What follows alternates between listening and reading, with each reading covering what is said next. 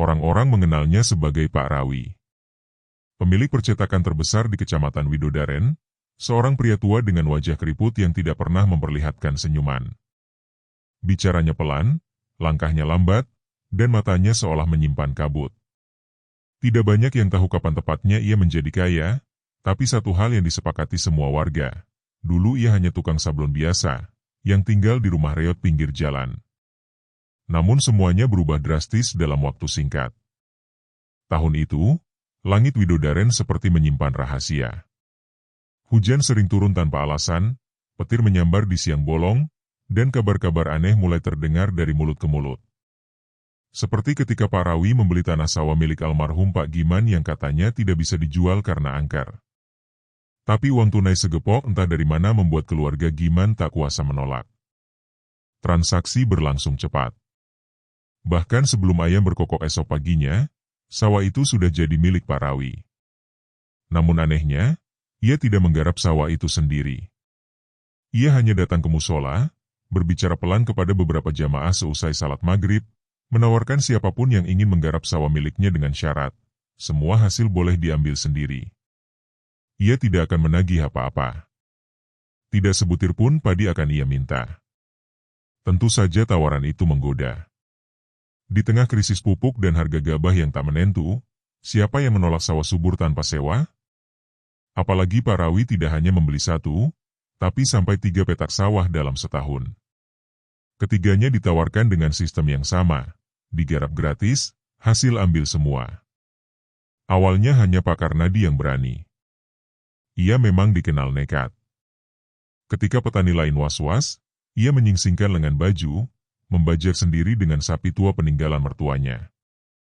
Istrinya, Bu Marmi, ikut menanam benih. Anak-anak mereka yang masih kecil ikut memungut rumput. Panen pertama sangat memuaskan. Gabah penuh sampai ke langit-langit lumbung, bahkan bisa dijual ke luar kota. Pak Rawi tetap tidak meminta apapun. Ia hanya datang, berdiri di pinggir pematang, melihat sejenak, lalu pergi begitu saja. Tidak ada ucapan selamat, tidak ada permintaan. Seolah ia tidak pernah terlibat sama sekali. 2 tahun berlalu, semakin banyak yang tertarik. Sawahnya bertambah jadi 6 petak. Lalu 9. Pak Rawi membeli semua tanah yang bahkan dulu dianggap tidak subur. Tapi hasilnya selalu ajaib. Padi tumbuh tinggi seperti menjulang mengejek langit. Hama enggan datang. Tikus pun entah kenapa tak pernah menyentuh ladang-ladang itu. Tahun ketiga, bahkan Pak Lurah sempat ikut mencoba 1 petak. Ia penasaran dengan keanehan sawah-sawah itu. Dan benar saja, hasilnya tak kalah menakjubkan. Tapi tahun keempat, semuanya mulai berubah. Pak Karnadi yang paling duluan merasakannya. Anak keduanya tiba-tiba jatuh sakit tanpa sebab. Awalnya hanya demam, lalu berlanjut ke kejang-kejang. Tidak ada dokter yang bisa menjelaskan. Beberapa hari kemudian, anak itu mengembuskan napas terakhir dalam tidur. Tidak sempat menjerit, tidak sempat berpamitan. Setelah itu, giliran istri Pak Karnadi yang jatuh sakit. Lalu meninggal 3 bulan berselang. Orang-orang mulai bicara. Desas-desus menyeruak. Mereka mulai mengaitkan semuanya dengan sawah Pak Rawi. Namun mulut-mulut itu tetap bungkam di hadapan pria tua itu. Ia tetap datang ke sawahnya setiap hari, berdiri di pematang, melihat ke kejauhan, dan pergi. Tidak berkata apa-apa. Tidak menunjukkan duka atau simpati. Seolah kehilangan demi kehilangan itu hanya bagian dari musim tanam yang biasa. Lalu kejadian yang lebih mengerikan menyusul. Keluarga Pak Sulaiman, yang juga menggarap 1 petak sawah milik Pak Rawi, mengalami nasib serupa. Anaknya yang masih balita ditemukan tidak bernyawa di atas kasur. Tidak ada luka. Tidak ada suara. Dan 2 bulan kemudian, istrinya bunuh diri dengan wajah menatap sawah yang mereka garap selama 4 tahun terakhir. Warga mulai takut. Tapi anehnya, tak seorang pun berani mendekati rumah Pak Rawi. Rumah besar bercat putih itu kini seperti punya aura yang mengusir. Tidak ada suara dari dalam, tidak ada lampu menyala di malam hari. Namun anehnya, halaman rumah itu selalu bersih. Tidak ada daun gugur, tidak ada debu. Kabar terakhir yang paling membuat bulu kuduk berdiri datang dari keluarga ketiga yang ikut menggarap sawah keempat. Mereka semua meninggal dalam waktu seminggu. Ayah, ibu, anak, semuanya pergi seperti ditelan bumi. Dan tidak ada yang tahu bagaimana jenazah mereka bisa ditemukan dalam posisi yang sama, telentang menghadap ke arah barat, dengan telapak tangan terbuka seperti sedang meminta sesuatu yang tidak pernah datang. Sawah itu tetap berdiri. Padi tetap menguning setiap musim. Tapi tidak ada lagi yang berani menggarapnya. Hasil panen membusuk di pematang. Tak ada yang berani menyentuh sebutir pun gabah. Pak Rawi pun tidak pernah datang lagi. Namun rumahnya masih berdiri. Sawahnya masih terbentang. Dan ketakutan itu tidak pernah benar-benar hilang dari Widodaren. Orang-orang hanya saling berbisik, menatap langit sambil berdoa semoga nama mereka tidak termasuk dalam daftar tumbal musim panen berikutnya. Dan tidak ada yang tahu bahwa semua itu bermula dari sesuatu yang jauh lebih gelap. Lebih tua dari sekadar kesepakatan gaib. Sebuah perjanjian yang ditulis bukan dengan tinta, tapi dengan kehilangan, satu persatu, dalam diam. Dan semua itu bermula dari tahun yang sangat sunyi dalam hidup Pak Rawi. Tahun di mana ia kehilangan segalanya dalam waktu yang terlalu cepat untuk disadari, namun terlalu lambat untuk dilupakan. Waktu itu, percetakannya masih kecil. Hanya ada 2 mesin sablon manual, 1 etalase kayu lapuk, dan istri yang selalu tersenyum meski penghasilan pas-pasan. Mereka tinggal di rumah petakan, dengan 1 kamar tidur dan dapur yang bocor saat hujan deras. Anaknya, Widi, masih duduk di bangku sekolah dasar, dan satu-satunya hiburan keluarga adalah menonton televisi tabung hitam putih yang hanya bisa menayangkan 1 saluran. Namun hidup yang sederhana itu mendadak runtuh ketika bencana datang 1 malam. Hujan mengguyur sepanjang hari, dan di malam itulah api tiba-tiba melahap bagian belakang percetakannya. Kata pemadam, itu korsleting. Tapi entah kenapa, tidak ada kabel yang meleleh. Tidak ada saklar terbakar. Api seperti muncul dari tanah, menari liar dan menjilat semua hasil kerja kerasnya selama belasan tahun. Dalam waktu 2 jam, semua habis. Mesin, kertas, uang modal, dan harapan. Lebih dari itu, malam itu juga ia kehilangan anak semata wayangnya. Widi yang tertidur di lantai belakang tak sempat diselamatkan.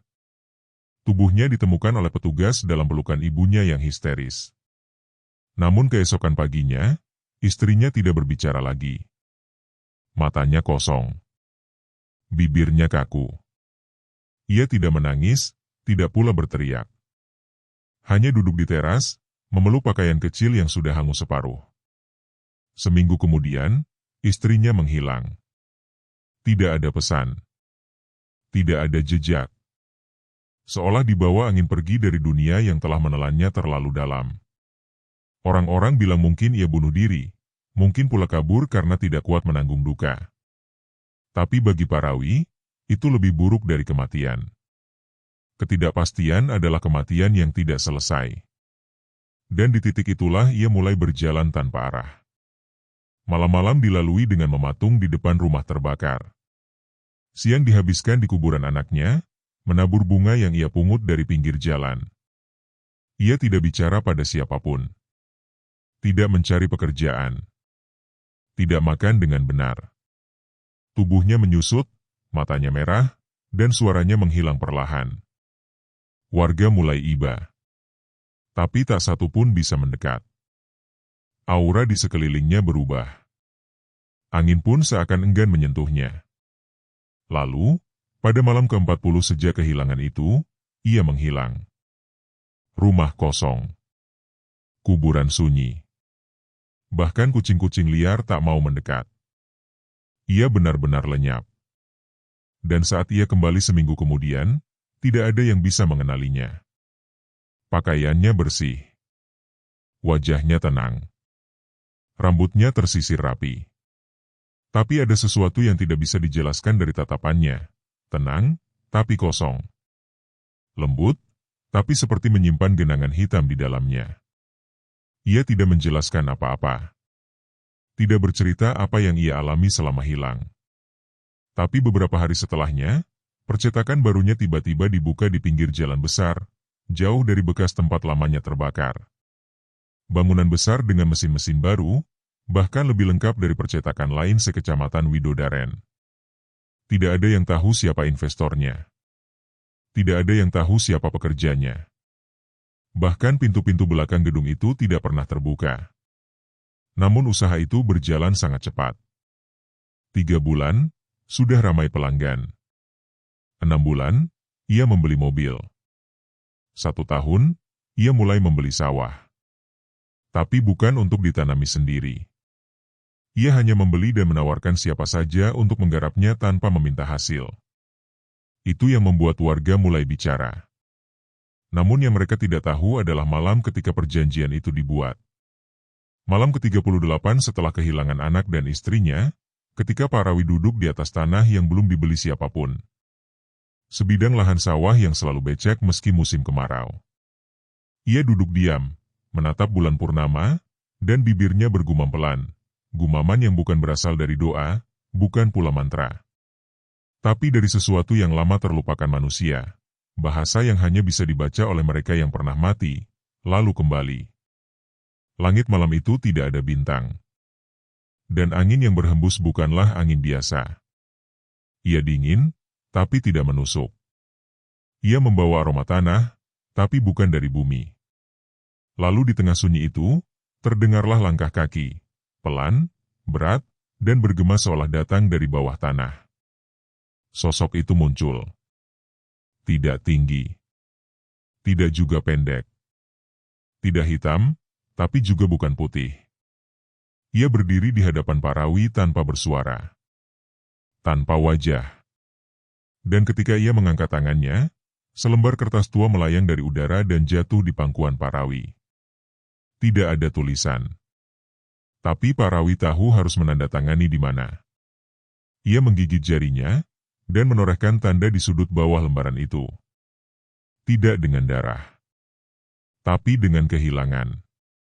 Dengan rasa sepi yang telah merobek jiwanya. Dan setelah itu, angin berhenti. Langkah kaki menghilang. Kertas lenyap, dan malam kembali seperti biasa. Sejak saat itu, sawah demi sawah ia beli. Tidak untuk ditanami sendiri, tapi untuk dijadikan ladang panen bagi mereka yang ingin kaya, tapi tidak tahu bahwa setiap bulir yang tumbuh dari janji yang dibayar dengan nyawa. Bukan milik Pak Rawi. Tapi milik mereka yang menyentuh tanah itu, membajak, menanam, dan menuai.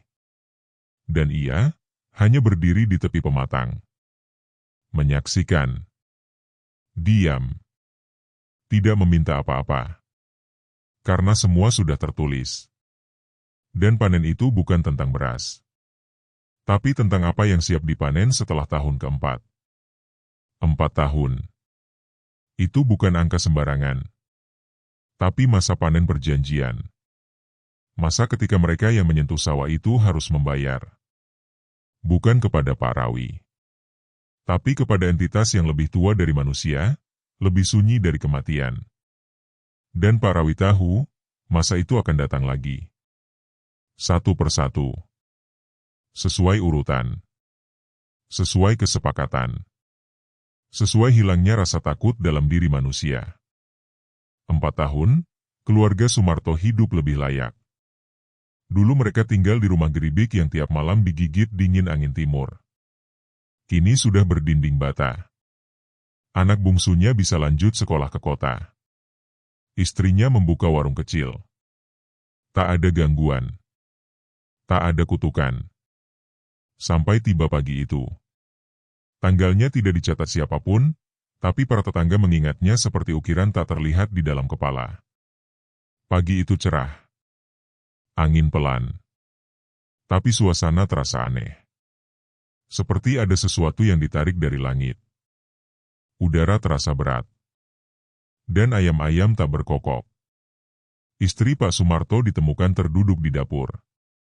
Napasnya terhenti. Matanya terbuka lebar seolah melihat sesuatu sebelum jantungnya berhenti. Tak ada luka. Tak ada trauma. Tak ada riwayat penyakit. 3 hari kemudian, anak bungsunya pulang dari kota untuk melayat. Malam itu, ia tidur di kamar belakang. Keesokan paginya, ia tak bangun. Dan di hari ke-7, Sumarto sendiri ditemukan di ladang, tergeletak dalam posisi sujud di atas tanah yang dulu ia baja pertama kali. Tangannya mengepal ke arah lumpur. Wajahnya kering, tapi penuh ketakutan yang membeku. Orang-orang mulai bergidik. Tapi mereka masih mencoba mencari logika. Serangan jantung. Kelelahan. Makanan basi. Mereka membicarakan itu semua, sambil tetap menatap ke arah sawah-sawah yang pelan-pelan seperti mengendap dalam kabut tak kasat mata. Pak Rawi tidak muncul di pemakaman. Tapi keesokan harinya, ia datang ke rumah keluarga itu, yang kini kosong, dan meletakkan satu batu kecil di depan pintu. Tidak ada tulisan. Tidak ada ukiran. Tapi warnanya gelap dan lembab seperti baru diangkat dari dasar sumur. Batu itu menghilang keesokan paginya. Dan sejak itu, desas-desus pun tumbuh. Namun meski kabar kematian keluarga Sumarto masih membekas, warga tetap tergoda.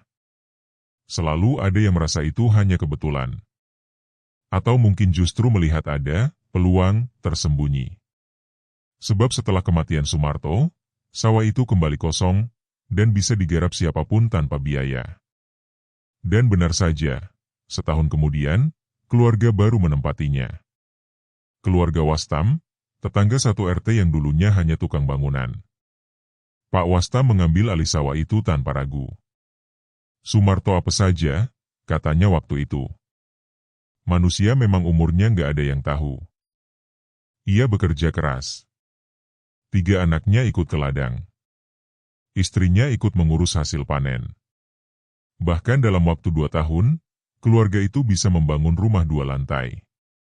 Mobil kecil mulai parkir di halaman. Dan Pak Wastam bangga, karena ia mengaku bisa berhasil tanpa bantuan utang bank atau investor siapapun. Tapi mereka tidak tahu bahwa waktu berjalan dengan irama yang tak terdengar. Dan di tahun keempat, tepat 1 hari setelah panen raya, istrinya Wastam ditemukan pingsan di depan sumur. Dilarikan ke puskesmas, tapi tak tertolong. 1 minggu kemudian, anak perempuannya tergeletak di tengah ruang tamu saat sedang menyetrika. Tidak ada luka, tidak ada suara. Hanya tubuh yang mendadak tak berisi. Warga mulai merasa aneh. Apalagi ketika Pak Wastam menghilang seminggu setelah itu. Mobilnya ditemukan di pinggir jalan desa. Dompetnya tertinggal. Ponsel rusak. Tapi jasadnya tidak pernah ditemukan. Dan entah kebetulan atau tidak, batu hitam kembali muncul di depan teras rumahnya. Sama bentuknya. Sama basahnya. Sama menghilangnya keesokan hari. Kini, orang-orang tak bisa lagi pura-pura tidak tahu. Mereka mulai bicara. Tentang angka 4. Tentang panen. Tentang keluarga yang hilang satu persatu setelah menggarap sawah milik Pak Rawi. Tapi anehnya, tak satu pun yang bisa menuduhnya langsung. Karena secara hukum, ia tak bersalah. Ia bahkan tidak pernah mengambil hasil panen. Ia tidak pernah memaksa siapapun. Semua datang atas kemauan sendiri. Semua menanam karena silau akan janji kemakmuran. Dan tiap kali ada yang mencoba bertanya langsung, Pak Rawi hanya menatap lama, lalu berkata lirih, "Aku tidak meminta apa-apa." Itulah yang paling membuat takut. Karena ketika seseorang memberi tanpa meminta balasan, dunia pasti menuntut bayaran atas nama keseimbangan. Dan siapa yang membayarnya? Mereka yang menerima, atau mereka yang hanya numpang hidup dari kemurahan?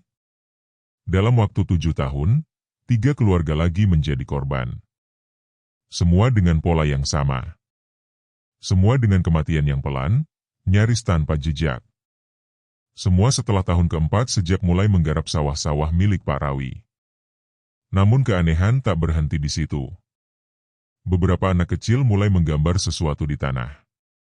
Lingkaran besar dengan 2 garis melintang di dalamnya. Saat ditanya, mereka hanya bilang, "Mimpi, Pak." Mimpi, sawahnya ngomong. Malam-malam di desa mulai terasa berat. Anjing menggonggong tanpa sebab. Bayi menangis lebih sering dari biasanya. Suara semacam langkah kaki terdengar di antara batang-batang padi meski tak ada siapa-siapa di sana. Dan yang paling mengerikan adalah munculnya bau tanah basah dari sumur tua yang letaknya jauh dari sawah manapun. Pak Rawi sendiri tetap hidup seperti biasa.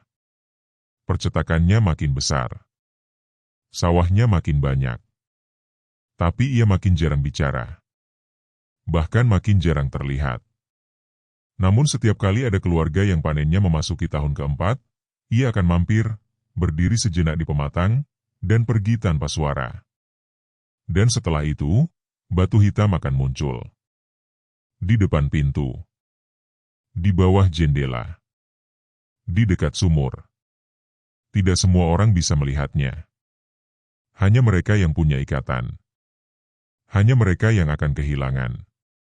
Itulah masa ketika warga mulai sadar, ini bukan soal sawah, bukan soal panen, bukan soal utang atau kebetulan. Ini adalah tentang sesuatu yang sudah disepakati jauh sebelum tanah itu dibuka. Sebuah perjanjian yang tidak tertulis di atas kertas, tapi sudah tertanam di dalam bumi. Dan siapapun yang menanam di atasnya, akan ikut menuai. Bukan hanya padi, tapi kematian yang dijadwalkan. Itulah yang akhirnya membuat warga bergerak. Setelah bertahun-tahun menahan bisik-bisik, setelah terlalu banyak keluarga kehilangan dan rumah-rumah sunyi di malam hari, mereka tak lagi mampu menutup mata. Desa yang dahulu penuh canda dan sawah yang menguning seperti harapan kini menjadi ladang ketakutan.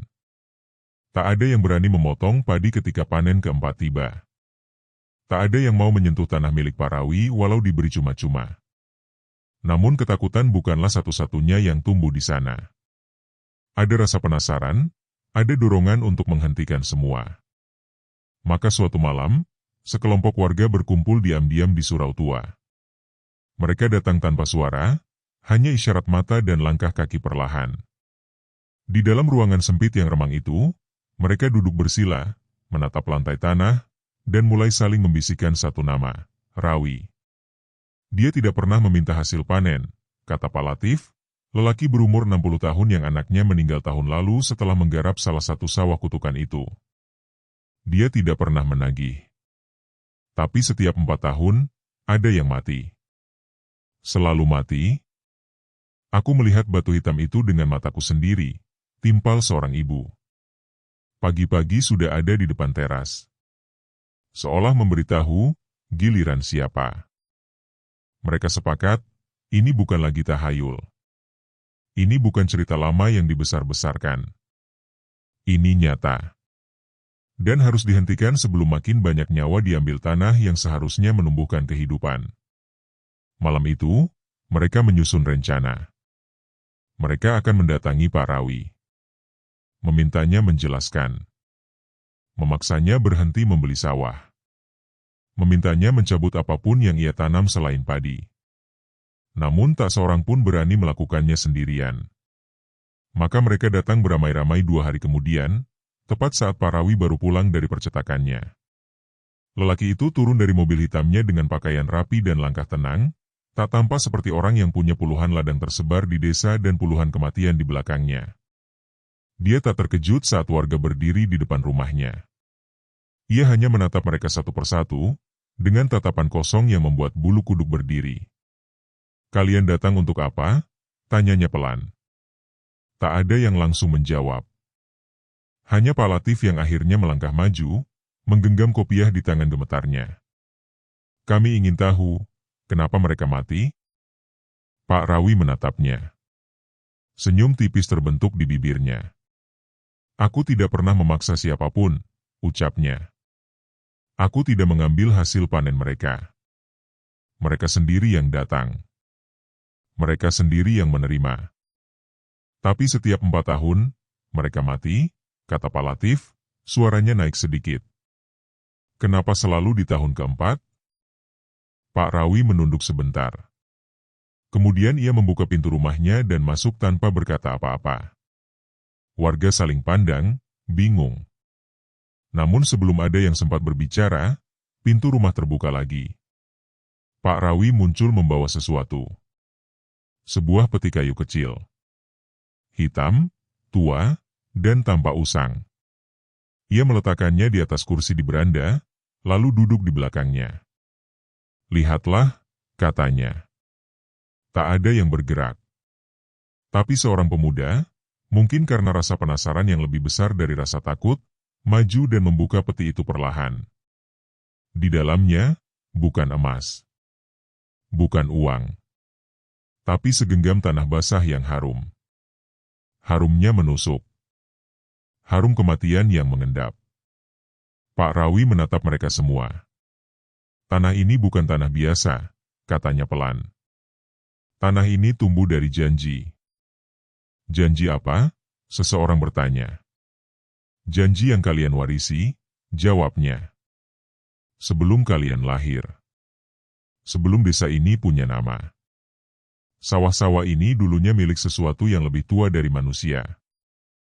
Semua terdiam. Tak ada yang paham. Tapi hawa di sekitar mulai berubah. Seperti udara berhenti bergerak. Seperti malam menahan napasnya. Aku hanya pembeli, lanjut Pak Rawi. Tapi setiap pembeli harus membayar. Dan kalian semua yang mengambil sawah itu, kalian juga membeli, hanya saja bukan dengan uang.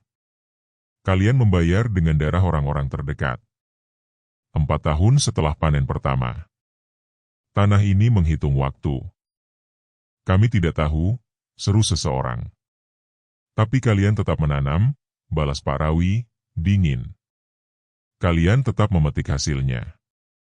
Kalian tetap hidup lebih baik dari sebelumnya. Itu cukup sebagai persetujuan. Warga gemetar.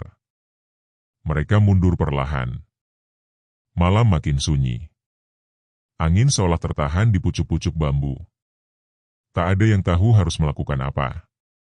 Dan tiba-tiba terdengar suara, seperti desah napas dari balik tanah. Seperti sesuatu yang bangkit pelan dari balik akar-akar dan batu cadas. Beberapa orang langsung jatuh terduduk, menutup telinga, menahan tangis yang tidak tahu sebabnya. Pak Rawi berdiri. Aku sudah coba berhenti, katanya lirih. Tapi tanah ini tidak pernah kenyang. Tanah ini akan terus mencari, selama kalian masih mengais remah kekayaan di atas tulangnya. Lalu ia menutup peti perlahan. Dan sebelum ia masuk ke dalam rumah, ia menoleh. Jika kalian ingin menghentikannya, jangan tanya aku. Tanyakan pada tanah tempat kalian berdiri. Tanyakan pada panen yang kalian nikmati. Tanyakan pada batu hitam yang muncul tanpa permisi. Pintu menutup. Warga pulang malam itu dalam diam. Tak ada yang bicara. Tak ada yang berani menatap siapapun. Tapi satu hal pasti, mereka sudah menyentuh sesuatu yang tak seharusnya dibuka. Dan sejak malam itu, satu demi satu sawah Pak Rawi ditumbuhi ilalang lebih cepat dari biasanya.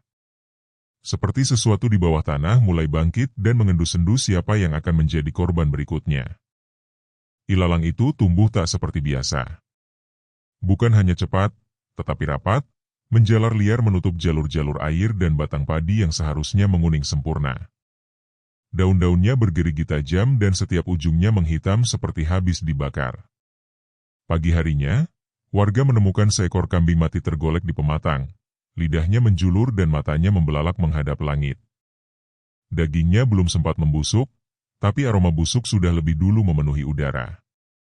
Seolah sesuatu yang tak kasat mata menyentuhnya terlebih dahulu, sebelum waktu membusukannya dengan wajar. Desa mulai panik. Teror yang semula kasat kini menjadi gamblang. Sesuatu sedang bergerak. Bukan di atas tanah, melainkan di bawahnya. Dan tak butuh waktu lama sebelum yang mengendap itu naik ke permukaan. Malam berikutnya, di rumah Pak Latif, lelaki tua yang sempat memimpin warga mendatangi Pak Rawi. Suara-suara terdengar dari balik dinding dapur. Awalnya seperti bisikan. Lalu suara garukan. Lalu suara orang berlari kecil di atas genteng. Pak Latif, yang selama ini keras kepala dan rasional, akhirnya meletakkan sendoknya dengan tangan gemetar. Istrinya bahkan tak sempat menjerit saat suara itu masuk ke dalam rumah. Suara langkah, tapi bukan kaki manusia. Suara yang terlalu cepat, terlalu ringan, dan terlalu tajam. Pagi harinya, warga mendapati daun pintu rumah Pak Latif terbuka lebar. Kursi di dalam terbalik, dan cermin pecah menjadi 7 bagian. Tapi tak ada tanda pencurian. Hanya satu hal yang berubah, foto anak bungsunya yang meninggal setahun lalu, kini tidak menampilkan wajah. Hanya bayangan sawah di belakangnya. Warga pun tak punya pilihan lain. Mereka mendatangi Mbah Jarot, orang tua sepuh yang tinggal di tepi bukit, jauh dari desa, yang dikenal sebagai penjaga pusaka tanah. Ia jarang bicara. Rambutnya putih panjang sampai ke punggung. Ia hidup dari menanam kembang telon dan menjahit kain kafan untuk keperluan kuburan. Orang-orang menganggapnya aneh, tetapi malam itu, mereka semua mencarinya dengan mata memohon. Mbah Jarot tak terkejut saat mendengar cerita tentang sawah Pak Rawi. Sudah waktunya tumbal datang menagih, ucapnya pelan. Kalian pikir kalian menanam padi di atas tanah? Tidak. Kalian menanam di atas rahim iblis. Setiap benih yang kalian tanam, dia menanam nama kalian di kulitnya sendiri. Lalu, bisa dihentikan, Mbah? Tanya seseorang. Mbah Jarot mengangguk lambat. Tapi dengan harga yang tak bisa dihitung dengan uang. Hanya bisa dibayar dengan rasa sakit yang lebih besar dari yang pernah kalian beri. Ia lalu mengambil kedi tanah dan menggambar lingkaran dengan air kembang di halaman rumahnya. Di tengah lingkaran, ia menanam 7 paku karatan, satu dari setiap rumah yang pernah ditinggal mati karena menggarap sawah Pak Rawi. Warga membisu. Udara malam tiba-tiba berat. Seekor kelelawar melintas rendah dan jatuh begitu saja di tengah mereka. Matanya terbuka, tapi tubuhnya mati. Besok malam, kata Mbah Jarot. Kita panggil mereka semua. Kita paksa mereka naik dari bawah tanah. Warga pulang dengan rasa was-was. Malam itu tak ada yang menyalakan lampu. Semua bersembunyi di balik gorden dan memeluk bantal seperti anak-anak. Tapi ketika hari beranjak malam, sesuatu lebih mengerikan dari suara mulai terdengar, bisikan dari dalam perut bumi. Seperti nyanyian yang memanggil. Seperti doa terbalik. Ketika malam ritual tiba, warga kembali ke rumah Mbah Jarot. Di halaman, lingkaran sudah siap. Mbah Jarot berdiri di tengahnya, membawa kendi yang sama. Ia menyuruh setiap orang menyebutkan nama anggota keluarga yang sudah mati setelah menggarap sawah Pak Rawi. Satu persatu mereka menyebut, Arum, Bayu, Karman, Tini, Rino. Masing-masing nama menambah tekanan di udara. Seperti dunia mengecil. Seperti malam menyempit. Ketika nama ketujuh disebut, kendi di tangan Mbah Jarot pecah sendiri. Dan dari tanah, uap hitam mulai keluar. Perlahan. Melingkar. Menggumpal. Menjadi bayangan. Bayangan yang berbentuk wajah-wajah yang mereka kenal. Tapi matanya kosong. Mulutnya robek seperti bekas ditarik paksa dari dunia lain. Mereka berdiri tak jauh dari lingkaran, mematung. Membisu. Lalu satu suara terdengar. Siapa yang memberi kami ke tanah? Semua orang gemetar. Tak ada yang menjawab. Siapa yang menanam kami seperti benih? Masih tak ada yang menjawab. Kalian yang memetik hasil, tapi kami yang menjadi pupuk. Tiba-tiba suara jeritan datang dari arah sawah. Pak Latif yang tinggal di tepi pematang roboh seperti dipukul sesuatu dari belakang. Ia tak bergerak. Matanya terbuka menatap langit, namun tubuhnya tak bernyawa. Dan di dadanya, tertulis dengan lumpur. Panen keempat. Tuntas. Warga menjerit. Tapi tak bisa berlari. Tanah di bawah mereka menghisap pelan. Seperti rawa. Seperti tangan-tangan kecil menarik telapak kaki mereka satu persatu. Mbah Jarot cepat bertindak. Ia membacakan mantra tua, suara lirih seperti gumaman angin. Uap hitam itu menjerit, bukan karena kesakitan, tapi karena amarahnya belum selesai.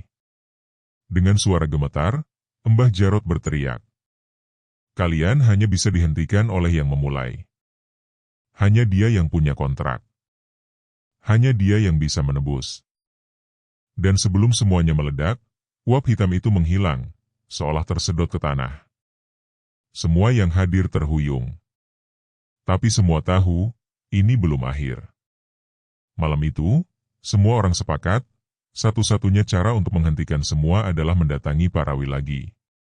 Tapi kali ini bukan untuk bertanya. Bukan untuk mendebat. Kali ini, untuk memaksanya memutus kontraknya dengan yang tak kasat mata. Entah bagaimana caranya. Namun belum sempat fajar menyingsing, berita menyebar, rumah Pak Rawi kosong. Mobilnya masih di garasi. Tapi tak ada satupun orang di dalam rumah. Tak ada jejak makanan. Tak ada suara. Dan yang lebih menyeramkan, sawahnya sudah bersih. Tak ada ilalang.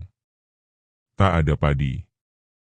Hanya tanah hitam legam, seolah baru saja dibakar oleh amarah yang tak bisa dimengerti manusia. Warga yang datang pagi itu berdiri mematung di pinggir pematang. Tak ada satupun batang padi tersisa, tak ada ilalang, tak ada lumpur. Hanya tanah yang terlalu hitam untuk ukuran tanah sawah. Tak ada bekas alat garap, tak ada bau basah, tak ada jejak kaki. Seolah sawah itu bukan lagi bagian dari desa. Seolah ia telah dipindahkan, entah kemana. Pak Rawi menghilang. Tak ada jejaknya, tak ada kendaraan yang melintas dari rumahnya malam sebelumnya, tak ada saksi mata, bahkan anjing penjaga milik tetangga tak menggonggong. Rumahnya berdiri sunyi. Tidak ada jendela yang terbuka, dan di dalamnya hanya ada selembar kertas di meja makan. Kertas itu basah, bukan oleh air, tapi seperti terkena embun malam yang sangat dingin. Tulisannya hanya satu kalimat. "Saya hanya ingin hidup tenang." Tak ada nama, tak ada tanda tangan, tak ada tinta merah atau simbol apapun. Namun, setelah surat itu ditemukan, satu demi satu orang-orang mulai bermimpi hal yang sama. Wajah Pak Rawi duduk di tengah sawah malam hari, menggenggam sebuah cangkul. Di belakangnya, bayangan hitam berdiri. Tinggi. Memanjang. Wajahnya tak tampak, tapi dadanya terbuka, dan dari dalam dada itu, keluar nama-nama, tertulis dengan nyala api. Mbah Jarot, yang sejak malam pemanggilan tidak pernah bicara, akhirnya turun ke desa. Wajahnya lebih tua dari biasanya. Rambutnya yang putih tampak lebih kusam, dan langkahnya lebih berat dari orang seusianya. Ia berhenti di tepi sawah dan menancapkan tongkat kayu ke tanah hitam itu. Aneh. Tongkat itu tak masuk sedalam seharusnya. Seolah tanahnya keras, seperti batu. Ia hanya berkata, "Kontrak belum putus." Orang-orang bertanya, "Lalu apa yang harus kami lakukan?" Mbah Jarot menatap langit yang mendung, lalu menjawab pelan. "Satu nyawa terakhir, yang paling dicintai oleh pemilik kontrak, harus ditarik. Hanya itu yang bisa memutus. Bukan korban, tapi pengganti. Penebus. Tumbal pamungkas." Warga saling berpandangan. Siapa yang mereka maksud? Pak Rawi sudah pergi. Ia tidak punya keluarga. Istrinya sudah lama meninggal. Anak? Setahu warga, ia tak punya anak. Tapi malamnya, rumah Pak Rawi kembali didatangi. Kali ini bukan oleh orang, melainkan oleh angin. Angin yang membawa suara. Suara tangis. Suara tawa anak kecil. Dan keesokan harinya, seorang wanita tua bernama Bukinah, tetangga lama Pak Rawi, mengaku bahwa dulu Pak Rawi pernah mengadopsi seorang anak laki-laki diam-diam. Anak itu tinggal bersamanya hanya 2 tahun. Lalu dikirim ke luar kota. Tak pernah disebutkan namanya, tak pernah dibicarakan, seolah tak pernah ada. Semua mata tertuju padanya. Dia anak yang paling dicintai Rawi. satu-satunya. Tapi Rawi terlalu takut kehilangan. Ia memilih menghapus jejaknya. Mbah Jarot mendesah panjang. Kalau begitu, dia yang harus dikembalikan. Tapi bukan untuk dibunuh, melainkan untuk memilih. Ia harus bersedia memutus tali itu, meski artinya ia harus menanggung seluruh rasa sakit dari para korban sebelumnya. Warga tercekat. Seorang anak menanggung kutukan 7 keluarga? Mbah Jarot mengangguk. Kutukan tidak adil. Tapi pesugihan tidak pernah menjanjikan keadilan. Pencarian dilakukan. Lewat relasi lama percetakan, lewat catatan sipil, lewat kenalan lama Pak Rawi. Butuh 2 minggu hingga akhirnya seorang pemuda berusia 22 tahun ditemukan di sebuah panti asuhan Kristen di Magelang. Namanya Danu. Ia datang ke desa dengan wajah tenang. Tidak sombong. Tidak bingung. Seolah ia sudah tahu. Saya tahu, ini bukan tentang saya, katanya kepada warga yang berkumpul. Ini tentang sesuatu yang lebih tua dari nama saya. Sesuatu yang telah menunggu saya kembali. Warga mencoba mencegah. Tapi Danu bersikeras. Ia meminta satu hal, biarkan ia masuk ke sawah itu seorang diri. Tepat tengah malam. Dan ketika malam tiba, bulan tampak paling penuh. Awan bergerak perlahan, dan angin berhenti berhembus. Danu berjalan dengan pakaian putih sederhana, membawa 1 botol kecil air bunga yang diberikan Mbah Jarot. Ia berdiri di tengah tanah hitam itu, lalu berkata dengan tenang. Aku anak dari lelaki yang membuat kalian tidur dalam gelap. Maka biarlah aku jadi jendela menuju terang. Ia menuangkan air bunga ke tanah. Tak ada ledakan. Tak ada kilat. Tak ada suara keras. Hanya keheningan. Dan dari keheningan itu, perlahan, tanah mulai merekah. Bukan retakan. Tapi seperti napas. Danu berdiri tegak. Lalu menutup matanya. Tak ada yang tahu apa yang terjadi sesudah itu. Hanya terdengar desir angin yang pertama sejak berminggu-minggu. Dan ketika semua datang pagi harinya, Danu sudah tak ada. Hanya sepasang sandal dan seikat padi emas di tengah sawah. Padi yang bukan milik siapa-siapa. Dan untuk pertama kalinya dalam 4 tahun, sawah itu tumbuh kembali. Tanpa suara. Tanpa ilalang. Tanpa bau kematian. Hanya padi yang murni. Seperti dulu. Pak Rawi tak pernah ditemukan. Tapi setiap panen raya, selalu ada 1 batang padi yang terikat oleh benang hitam dan mengering sebelum waktunya. Warga tahu, mereka tidak akan menyentuhnya. Itu bukan milik mereka. Itu milik sesuatu yang telah dibayar dengan terlalu banyak tangis. Dan hingga hari ini, setiap orang yang ditawari menggarap sawah tanpa diminta imbalan, akan berpikir 2 kali. Sebab tanah tidak pernah gratis.